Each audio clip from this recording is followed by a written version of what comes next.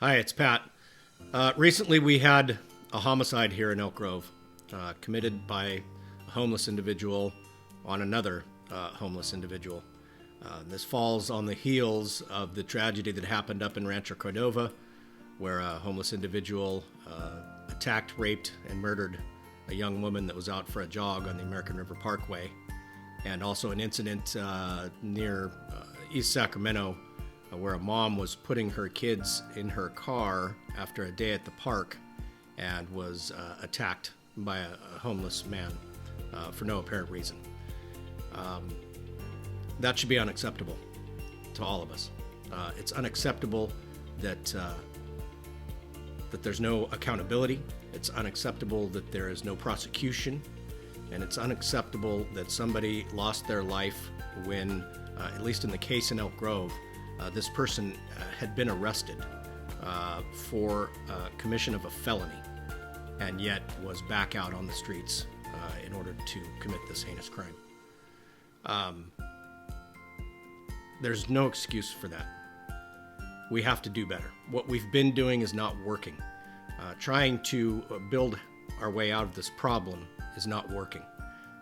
Having a justice system that excuses quote-unquote minor offenses rather than using them as the opportunity for intervention to compel better choices is unacceptable.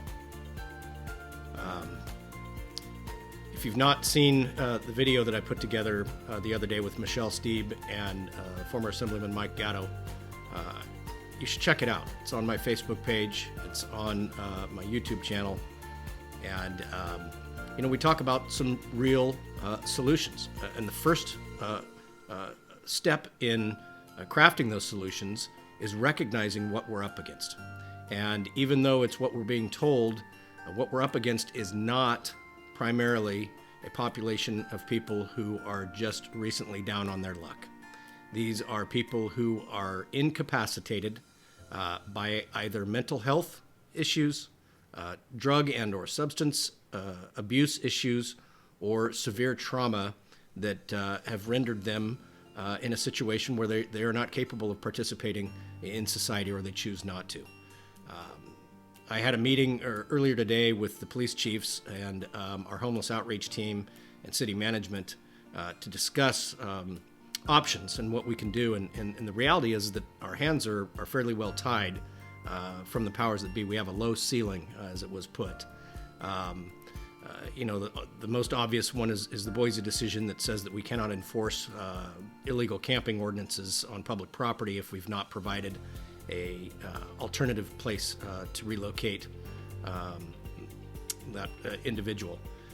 So that's the first thing. If we're not providing safe camping or safe parking or hotel vouchers or whatever it is, if we adopt an attitude of NIMBYism, that's not helpful.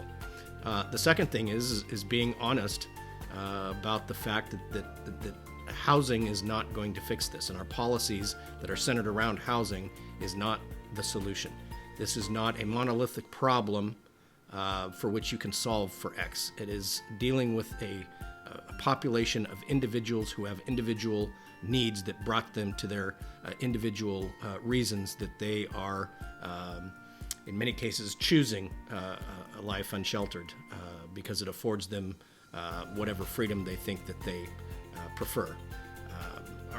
One of our homeless navigators recalled a story where he asked an individual that he was making contact with because he'd received complaints about the encampment, and he asked, what is your dream?